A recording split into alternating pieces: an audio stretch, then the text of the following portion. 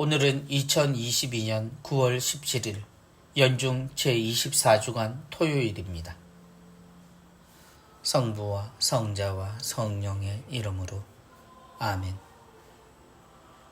루카가 전한 거룩한 복음입니다. 그때 많은 군중이 모이고 또 각 고을에서 온 사람들이 다가오자 예수님께서 그들에게 비유로 말씀하셨다. 씨 뿌리는 사람이 씨를 뿌리러 나갔다. 그가 씨를 뿌리는데 어떤 것은 길에 떨어져 발에 짓밟히기도 하고 하늘의 새들이 먹어버리기도 하였다. 어떤 것은 바위에 떨어져 싹이 자라기는 하였지만 물기가 없어 말라버렸다. 또 어떤 것은 가시덤불 한가운데로 떨어졌는데 가시덤불이 함께 자라면서 숨을 막아버렸다. 그러나 어떤 것은 좋은 땅에 떨어져 자라나서 100배의 열매를 맺었다. 예수님께서는 이 말씀을 하시고 들을 귀 있는 사람은 들어라 하고 외치셨다. 제자들이 예수님께 그 비유의 뜻을 묻자 예수님께서 이르셨다. 너희에게는 하느님 나라의 신비를 아는 것이 허락되었지만 다른 이들에게는 비유로만 말하였으니 저들이 보아도 알아보지 못하고 들어도 깨닫지 못하게 하려는 것이다. 그 비유의 뜻은 이러하다. 씨는 하느님의 말씀이다.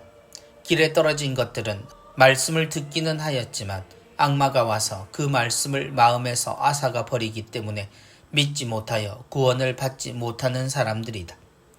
바위에 떨어진 것들은 들을 때에는 그 말씀을 기쁘게 받아들이지만 뿌리가 없어 한때는 믿다가 시련의 때가 오면 떨어져 나가는 사람들이다.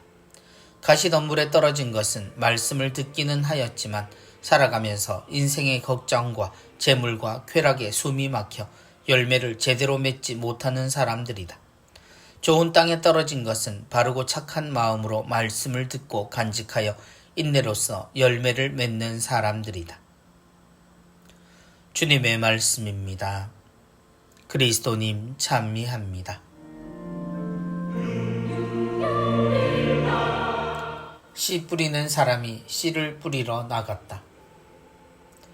씨 뿌리는 사람의 비유는 그 해설까지도 직접 주님께서 해주신 내용이 들어있습니다. 그래서 우리는 이 비유와 해설을 듣고 우리 자신들에게 자주 질문을 해보곤 합니다. 나는 어떤 땅일까 하고 말입니다. 하느님 앞에선 겸손한 우리이기에 이 비유 앞에서 나는 좋은 땅이라고 말할 수 있는 사람이 얼마나 될까 싶지만 동시에 우리는 예수님께서 이 말씀을 하신 이유는 당연히 우리가 좋은 땅이 되길 바라셨음을 기억해야 합니다. 그가 씨를 뿌리는데 어떤 것은 길에 떨어진 씨는 길, 바위, 가시덤불 속 그리고 좋은 땅으로 향합니다. 우리가 이 내용을 씨의 시선으로 보는가 아니면 사람의 시선으로 보는가에 따라 이야기는 해설에도 불구하고 달라질 수 있음을 느낍니다. 왜냐하면 짓밟히거나 새들의 먹이가 되어버리는 길은 사실 우리가 가장 흔하게 사용하는 곳의 모습이기 때문입니다. 누군가의 발걸음이 지속적으로 이루어져 딱딱해진 길은 많은 이들이 편리하게 걷는 일종의 상식과 같은 삶의 모습입니다.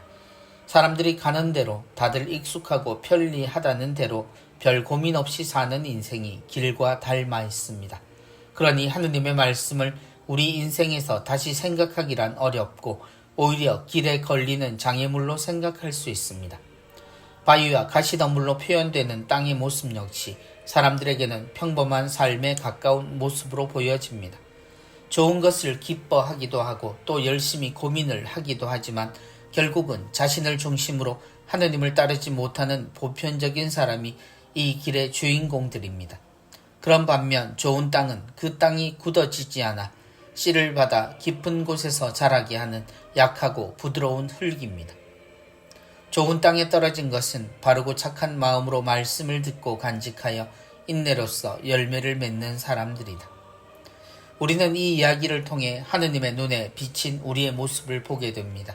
살기 위해서라는 말로 옳고 그름, 정의로움, 사랑의 가치보다는 보편의 삶을 따르고자 하고 힘있고 부유한 조건을 우선 갖추면 모든 게 가능하다고 믿는 사람들, 현실에서 비켜가기 어려운 유혹을 처세술 혹은 지혜로 여기는 사람들에게 하느님 말씀의 가치가 어떤 것인지 하느님은 너무나 자세히 모든 것을 알고 계신다는 생각에 두렵기까지 합니다.